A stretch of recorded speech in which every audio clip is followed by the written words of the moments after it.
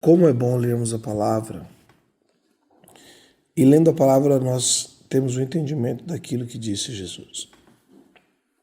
E aquilo que disse Jesus também está escrito nos ensinos dos apóstolos. Aquilo que disse Jesus é a nossa segurança, é a nossa confiança. E aquilo que disse os apóstolos também. Pois o Senhor Jesus disse: quem vos ouve a voz, a mim me ouve. E quem vos rejeita a vós, a mim me rejeita. De forma que a pregação apostólica, isto é, dos ensinos de Cristo, através dos apóstolos, elas têm tanta autoridade para nos ligar e nos desligar do céu. Quando ele disse: tudo que ligardes na terra será ligado no céu. Ou seja, ele disse: quando vocês pregarem, as pessoas se ligarem, a pregação que vocês fazem, elas estão ligadas no céu. Mas se elas rejeitarem, se desligarem dessa pregação, elas estão desligadas do céu. Quem liga-nos ao Pai é Jesus, mas através da mensagem do Evangelho. E às vezes são pontos, como disse o apóstolo Pedro, difíceis de entender, por serem ensinos muito elevados. A pessoa que mais atestou que os ensinos de Paulo são verdadeiros foi o homem que era chefe dos apóstolos e conviveu com Jesus. O nome dele? Apóstolo Pedro. Na segunda epístola, segunda carta de Pedro, já no último capítulo, relatado de sua vida escrita aos cristãos, ele disse: tende por salvação, no último capítulo, 2 Pedro 3,15, a longanimidade de nosso Senhor, como igualmente nosso amado irmão Paulo vos escreveu, segundo a sabedoria que lhe foi dada. Veja que coisa tão magnífica. Pedro reconheceu que era magnífica, sublime a sabedoria que tinha o apóstolo Paulo. Então, ora, se Pedro reconheceu, como eu não poderia reconhecer? Afinal, Pedro conviveu com Jesus. Segundo a sabedoria que lhe foi dada ao falar acerca desse assunto, como de costume, em todas as suas cartas, mas das quais há pontos difíceis de entender, que homens ignorantes e instáveis deturpam, como também deturpam as demais escrituras para a própria destruição deles. Então veja, vós, porém, amados, acautelai-vos. Então, quando está escrito em 2 Tessalonicenses, meu amigo, não vos movais facilmente. 2 Tessalonicenses, capítulo 2, versículo 2.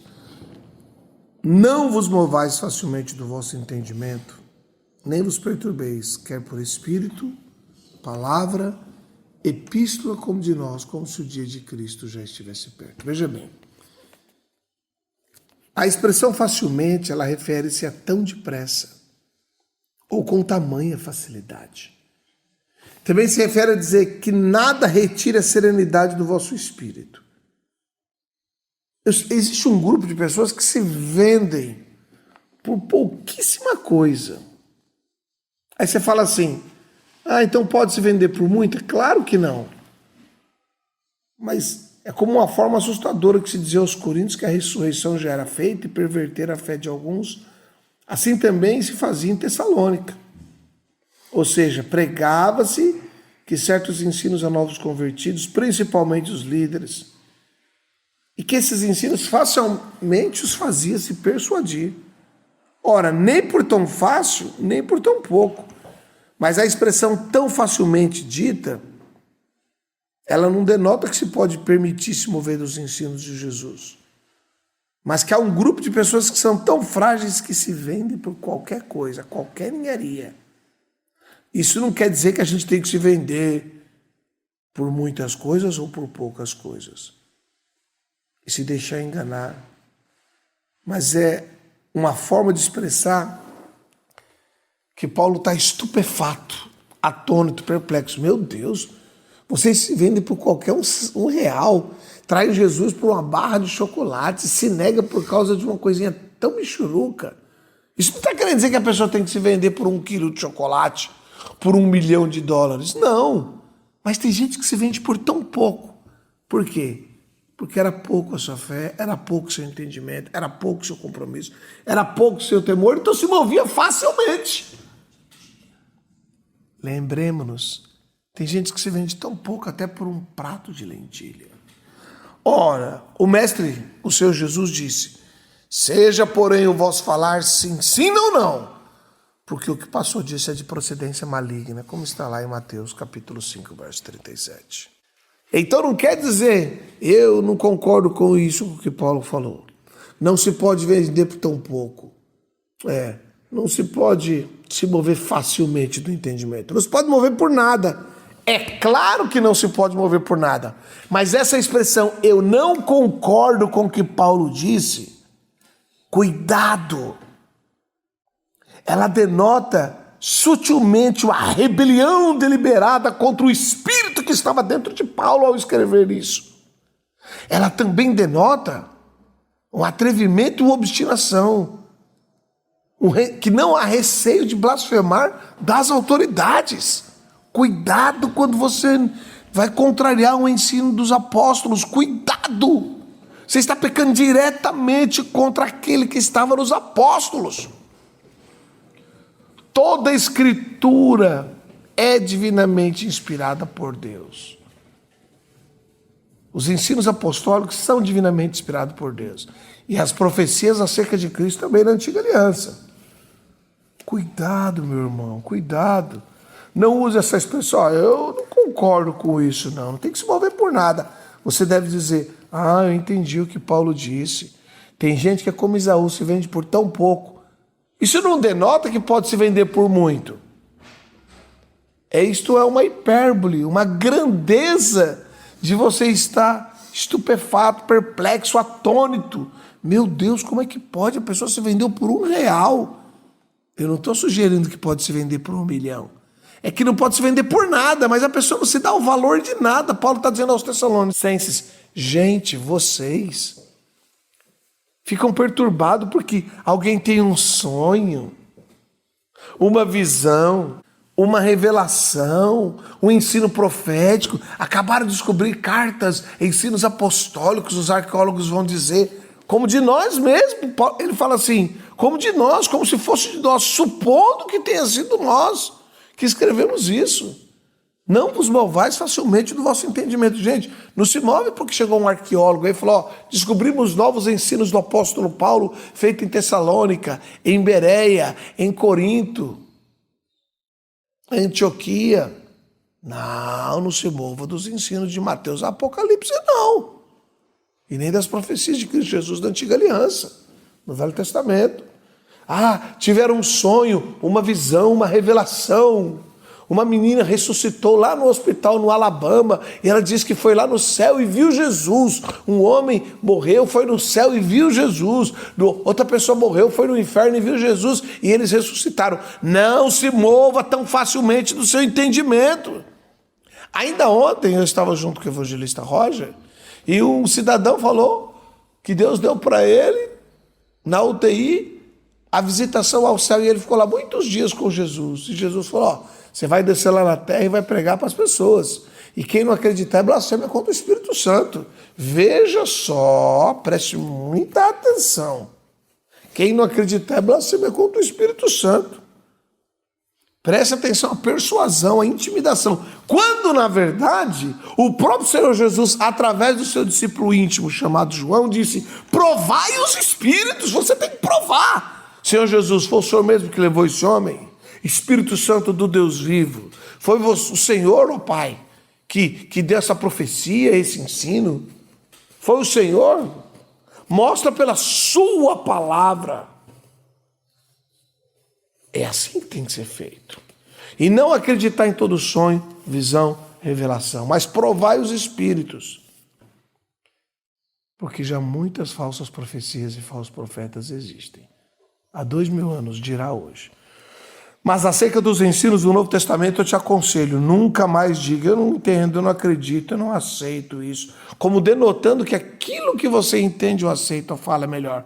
Você pode acreditar e falar sim de outra forma. Eu não quero me mover do meu entendimento por nada, nem por pouco, nem por muito. Ainda bem que Paulo ensinou assim. Mas não usa uma forma sutil. Ainda que você tenha sido bem intencionado, mas a expressão colocada, eu não aceito isso, ela denota um atrevimento, uma obstinação, uma rejeição aos ensinos apostólicos. Aí você pode dizer, meu Senhor, meu irmão, me perdoe, eu não tinha intenção de fazer isso. Sim, mas não faça isso. Eu estou fazendo há muitos anos, eu já tenho pronto um estudo meio que até didático, sabe? Sobre todas as traduções bíblicas. Eu disse todas as traduções bíblicas. Aí você vai dizer, você já leu todas as traduções bíblicas? Claro que já. Quando eu li Jesus, quando eu aprendi de Jesus, tudo que é traduzido por ele, eu já li. Então, nesse estudo bíblico que a gente vai estar lançando em breve, vou te dar uma antecipação. Então, tem uma tradução bíblica, que é a tradução chamada por todos e conhecida como Vulgata Latina, como tida como a melhor tradução do mundo. A melhor tradução do mundo, ela está sentada à direita de Deus Pai. O nome dela é Verbo da vida, Jesus Cristo. Ele que traduziu quem é o Pai nos seus pensamentos, sentimentos e amor. São Jerônimo foi sim um homem dotado de grande sabedoria, inteligência e sentimento por Deus, que pegou a tradução da Septuaginta, que é a Bíblia do Antigo Testamento, traduzido do hebraico para o grego na época de Alexandre o Grande. Quando Jesus Cristo veio a esse mundo, a escritura que as pessoas usavam era essa Septuaginta. Tinha também o hebraico e a linguagem que Jesus falava, o aramaico. Qual a diferença? O aramaico é como se fosse o português nordestino. Tem o português aqui de São Paulo, né? O português do gauchês, lá do gaúcho do sul. São expressões idiomáticas. E o aramaico vem do povo arameu, o hebraico dos hebreus. Mas é como se fosse o português mais dito por nordestino. Oxente, mas o que você está fazendo aí, menino da peste? Quem é do Nordeste entende. Ou mineirês. Era uma linguagem com sotaque, um pouco mais rústico. Isso não torna ela melhor ou pior. É a qualidade dela. Afinal, quem fez todas as coisas foi Deus. Então, esse homem escreveu aquela tradução do Velho Testamento, do grego, do hebraico, para o latim, na linguagem popular, por isso que fala vulgar.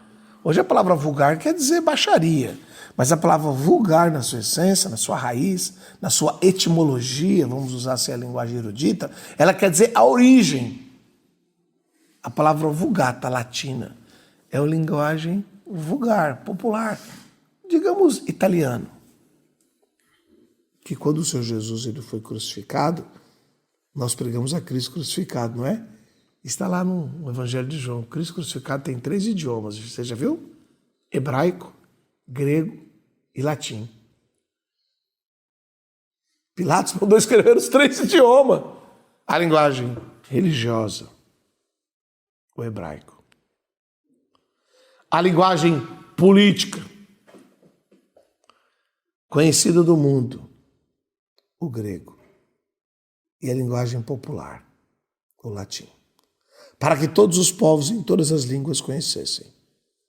Ora, se estava Yeshua, Yosha, Resso Cristo, qualquer língua assim traduzida, isso não denota que há erro na linguagem.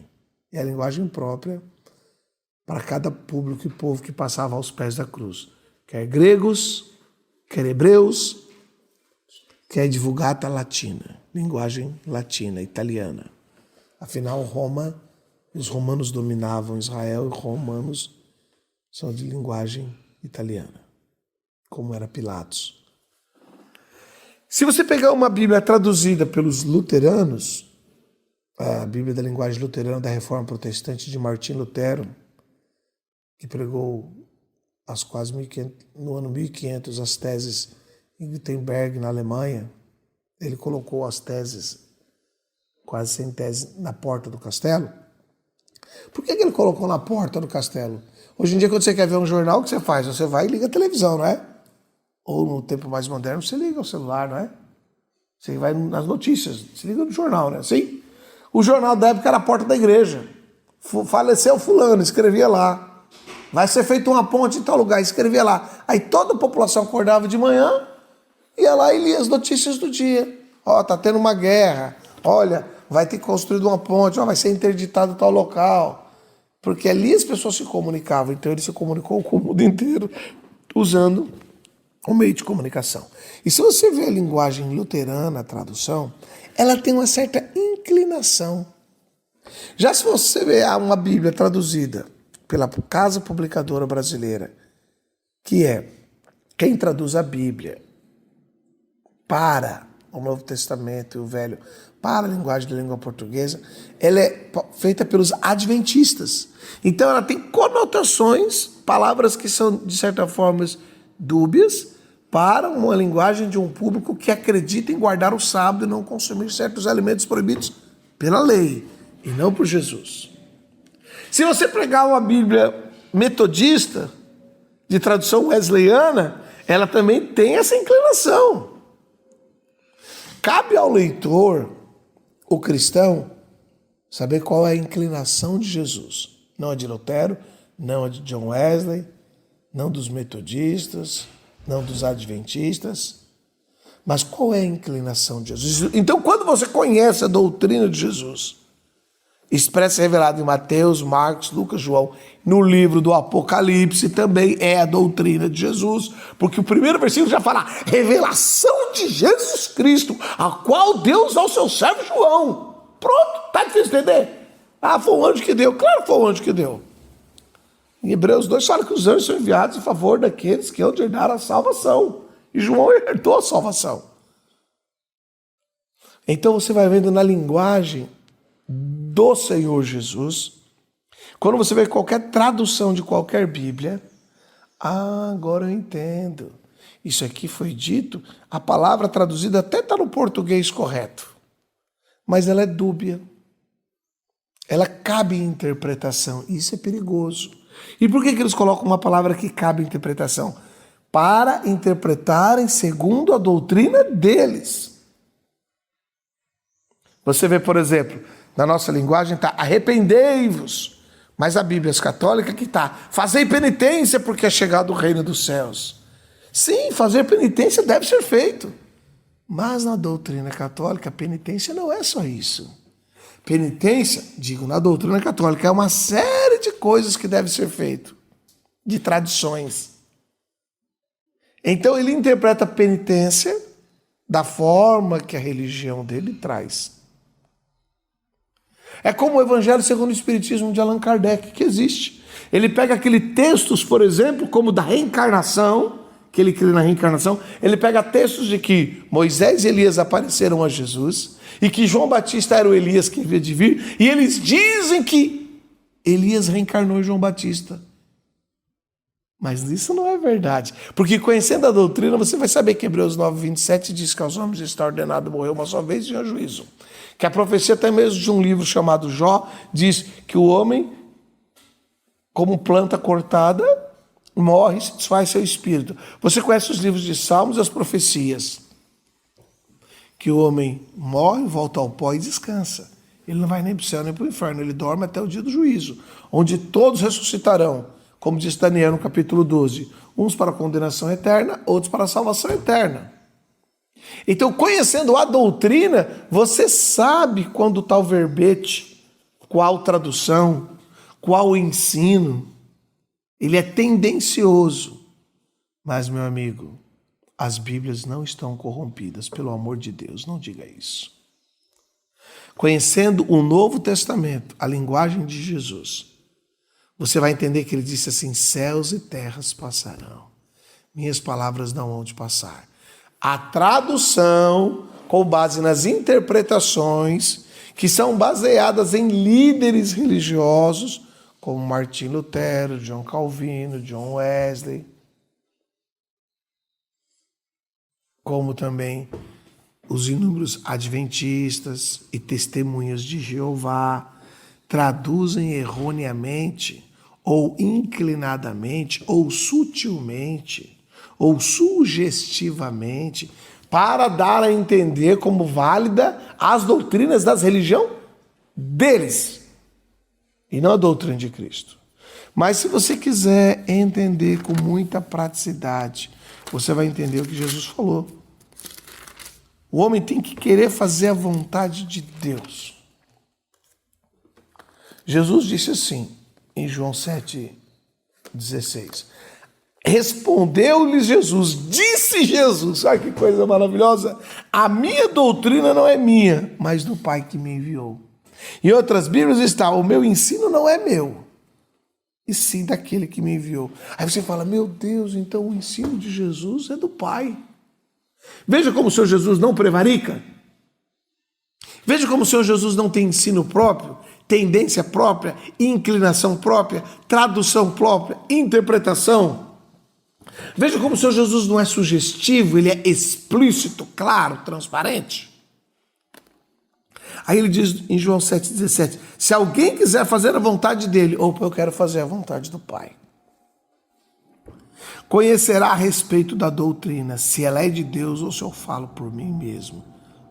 Então se você quiser saber se alguma doutrina é de Deus, antes de tudo tem que querer fazer a vontade do Pai. Quem fala por si mesmo está procurando a sua própria glória. Por isso que você nunca pode dizer, eu não aceito.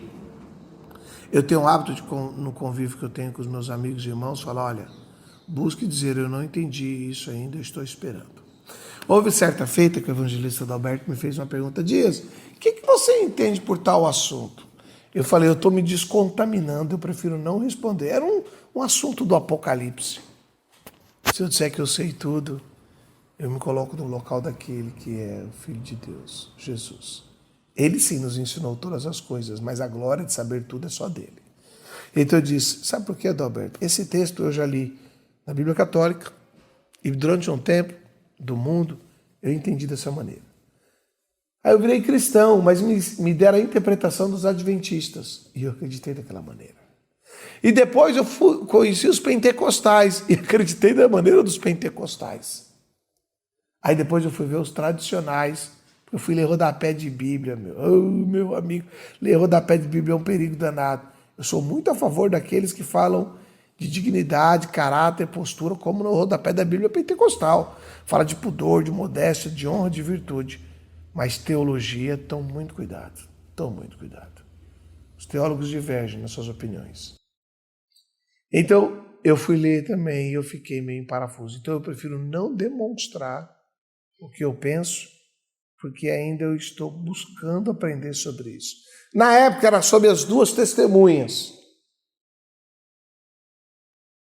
Isso faz mais ou menos uns 20 anos.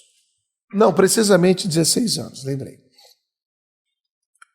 E eu falei, eu prefiro não falar sobre isso. Eram sobre as duas testemunhas. Hoje eu já estou seguro do que são as duas testemunhas. Na época você não estava? Não, eu estava encharcado de muita coisa que eu trouxe do sistema religioso. Como é que você está seguro? Somente pelos ensinos de Jesus. Eu aprendi a ler melhor o Evangelho. Você não lia certo? Lia, mas a gente pode aperfeiçoar. Se você usar um óculos amarelo, e sair na rua, você vai ver todas as coisas de cor amarela. A árvore verde, você vai ver amarela. O caule da árvore marrom, você vai ver amarelo. Se for vermelho, você vai ver amarelo. A cor da rua, pinche, cinza, você vai ver amarelo.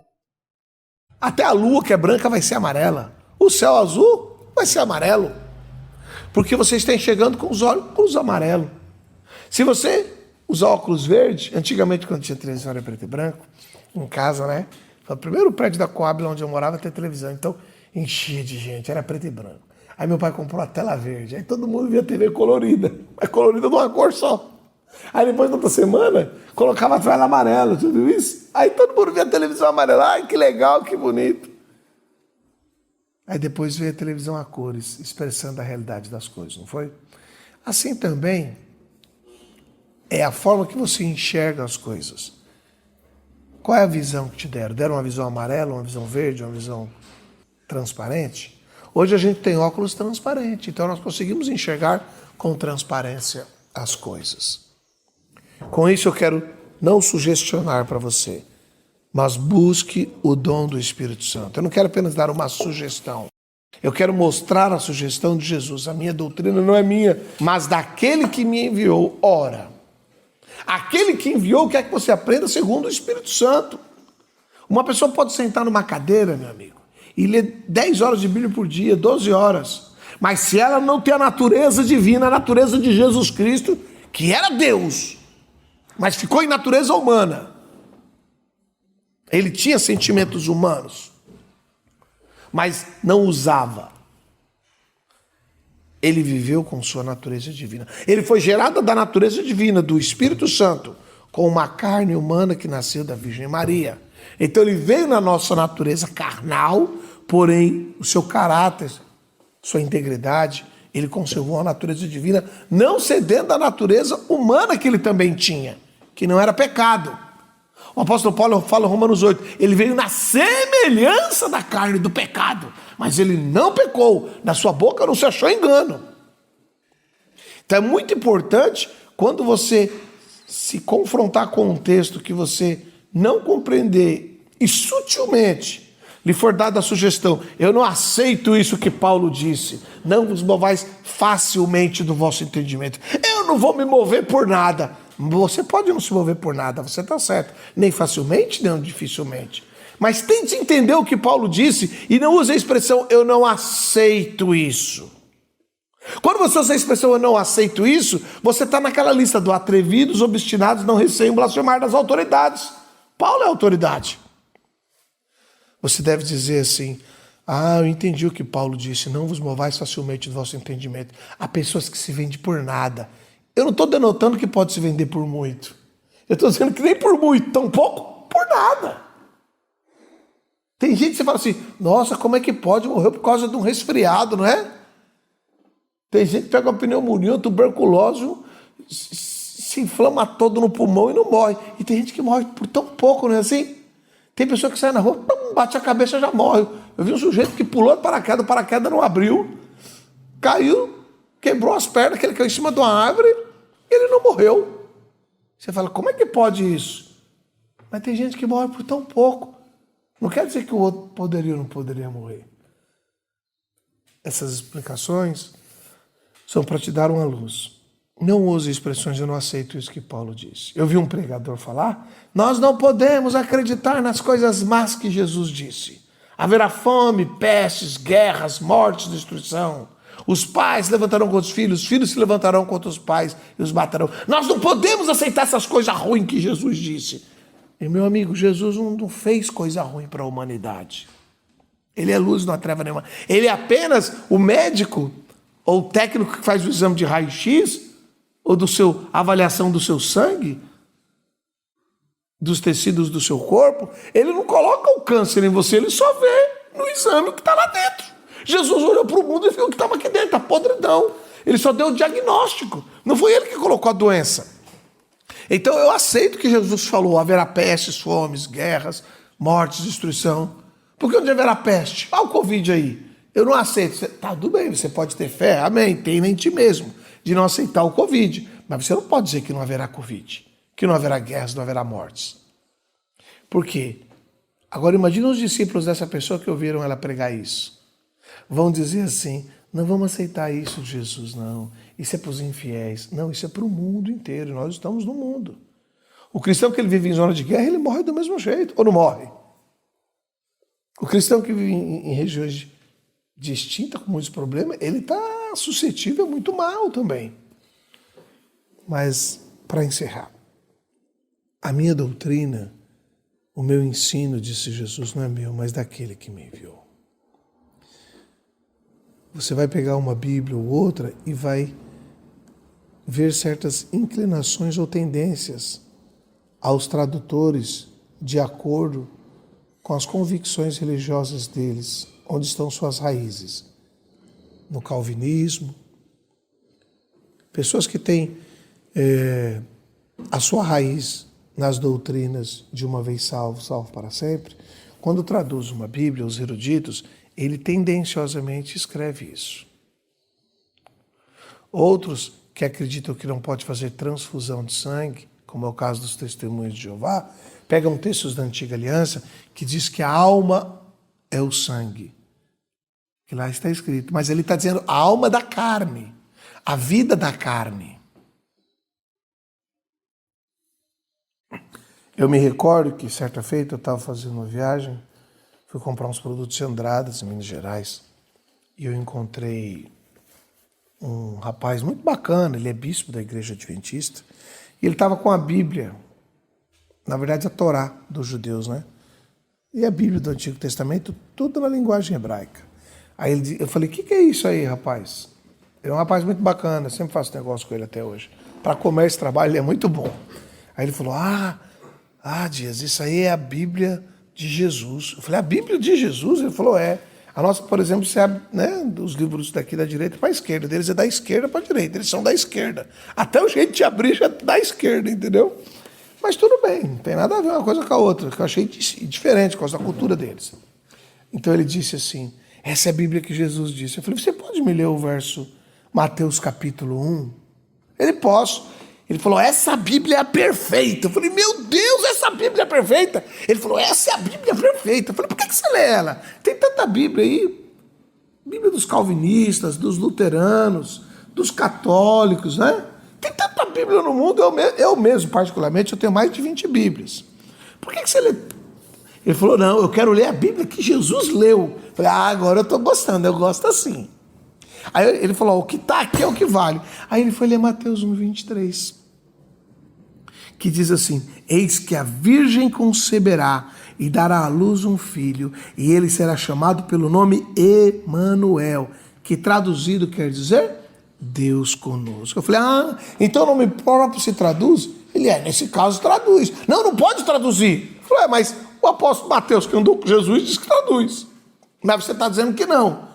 Aí eu coloquei ele para pensar se era o que ele dizia, se era o que a ortografia brasileira dizia, se era o que a gramática dizia, ou se era o que Jesus disse. Aí ele falou, nesse caso Mateus falou, então pode. Eu falei, tá. Aí eu falei, lê de novo ele, eis que a virgem conceberá e dará à luz um filho. Eu falei, só que ele não leu virgem. Na Bíblia dele estava escrito, eis que uma moça conceberá e dará à luz um filho. Eu falei, opa, peraí. Qual é o verbo, qual é a linguagem que está escrita aí? Ele eis que a alma conceberá. Eu falei, o que quer dizer alma? Ele se for olhar no hebraico, alma é moça. Eu falei, mas nós vamos ler a luz do hebraico, do aramaico, do grego, do siríaco? Nós vamos ler no português? Ou nós vamos ler as palavras de espírito e vida? Pois o Senhor Jesus falou em João 6,63, as palavras que eu vos disse não são grego, aramaico, siríaco. Disse? Aramaico? Não. São espírito e vida. Eis que, ele falou, eu falei, se eu crer na sua Bíblia, eis que a moça, cabe interpretação, que moça pode ser moça virgem, ou uma moça que está na mocidade, porém não é virgem. Mas quando eu uso a palavra precisa, virgem, eu digo que é uma pessoa, uma jovem que não conheceu homem nenhum. Aí ele falou, peraí, agora você me colocou em confusão. Eu falei, não. A forma que você tem de enxergar as escrituras te tendenciona a uma tradução literal. E nós temos que traduzir no espírito, não na literalidade. Por isso que existe confusão. Porque o credo apostólico é, creio em Deus Pai Todo-Poderoso, Criador do céu e da terra. Creio em Jesus Cristo, seu único Filho, nosso Senhor, qual foi concebido pelo Espírito Santo e nasceu da Virgem Maria. Nasceu de quem? A Virgem Maria. Não nasceu da moça Maria. Esse chamado credo apostólico, a gente só exclui creio na igreja católica apostólica romana, né? Essa parte. Mas tá certo. Creio em Deus Pai Todo-Poderoso, Criador dos céus. Creio em seu único Filho. Porque quando ele veio ao mundo, ele não era primogênito, né? Ele era unigênito, ele tornou-se primogênito numa ressurreição. Por isso que Paulo fala em Hebreus, quando outra vez introduz o primogênito no mundo, quando introduziu a primeira vez era unigênito, na segunda? Primogênito. Aí ele falou, não, mas aqui está escrito alma, que é A-L-M-A-H, Eu falei, então, ainda que alma, não importa, lá na grafia dos hebraicos, diga que é moça, ou jovem, ou donzela, é o que você pensa. Eu te respeito. Mas não cabe a você pensar que essa moça, jovem ou donzela, não seja virgem. E o texto traduzido justamente pelos hebreus é para tendencionar a humanidade a acreditar que Maria era moça, mas não era virgem. Então não foi concebida pelo Espírito Santo. Aí ele falou, eu não estou entendendo isso. Eu fiz teologia, mas já está confundindo a minha mente. Eu falei, não. Eu estou te esclarecendo. Ele falou, aí eu falei para ele, você crê ou não crê que Jesus foi concebido pelo dom do Espírito Santo na Virgem Maria? Ele falou, creio. Então, como lê a Escritura, leia como Jesus disse. Como disse Jesus. Tome cuidado com a tradução. Isso não quer dizer que nenhuma tradução do mundo. Você fala, Dias, então a tradução que ele leu é do diabo? Não.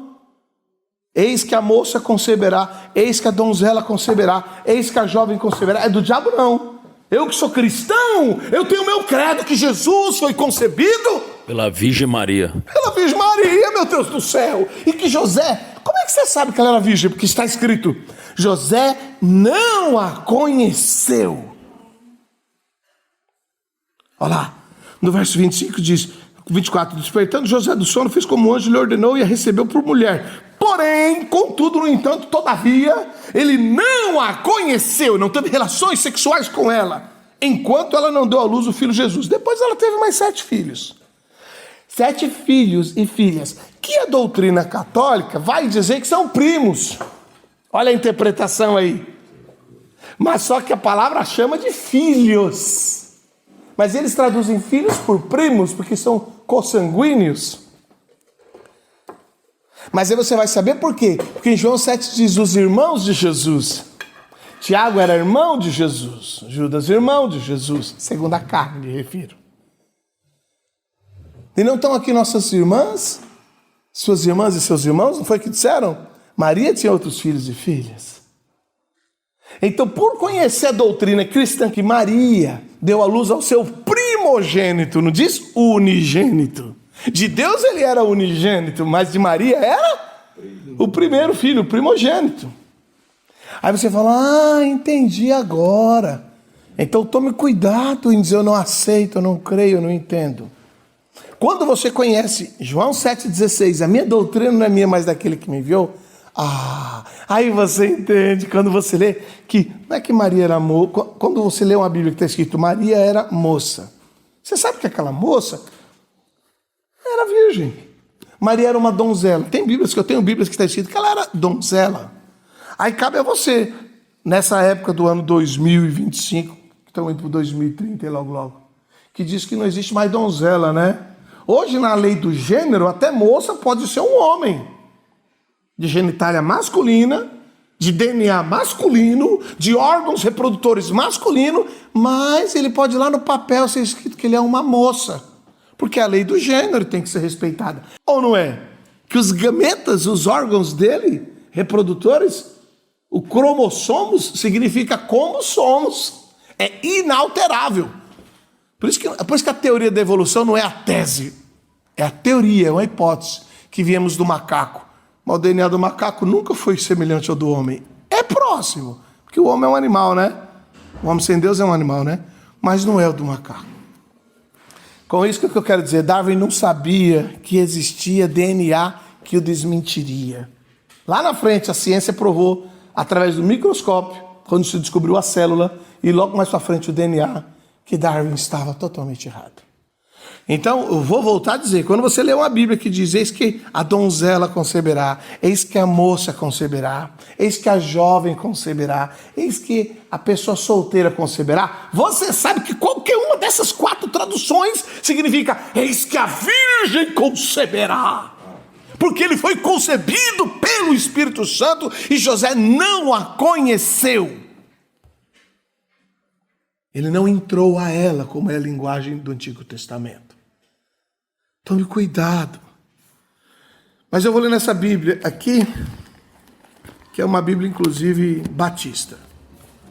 Eis que a virgem conceberá. Vamos ler a partir do verso 22 de Mateus 1? Ora, tudo isso aconteceu para que se cumprisse o que fora dito pelo Senhor por intermédio do profeta. O profeta Isaías, né? Está lá em Isaías 7, verso 14, né? Então a gente já sabe que Mateus está atestando que Isaías era o profeta de Deus, correto? E a gente já sabe que Jesus atestou que Isaías também era um profeta de Deus, correto?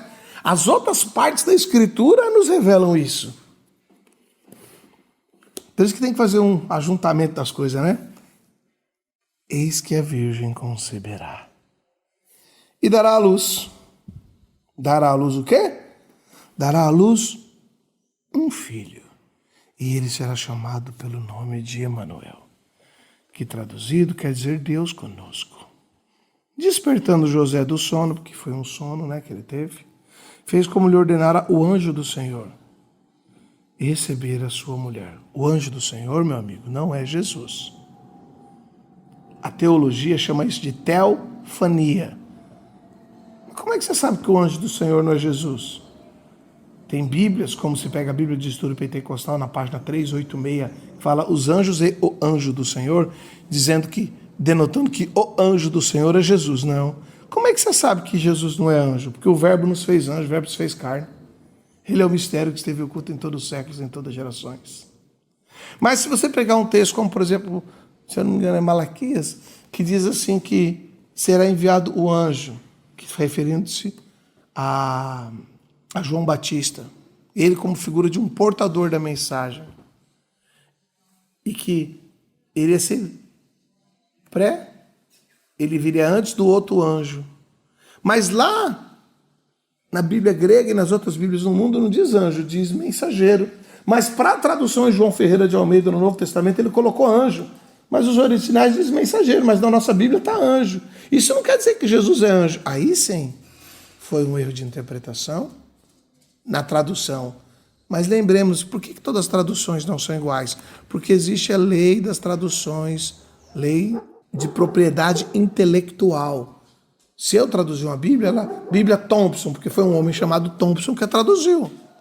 Bíblia João Ferreira de Almeida, foi um homem da Bavária, veio lá da Indonésia, que traduziu para o português, não foi nem no Brasil, o João Ferreira de Almeida, ele não era brasileiro. A Bíblia calvinista, porque foi traduzida por João Calvino.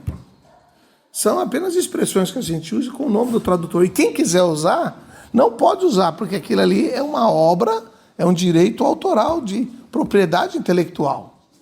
Até que se você ler no começo das Bíblias, falam isso. Se você quiser reproduzir mais de 100 versículos, deve informar a fonte.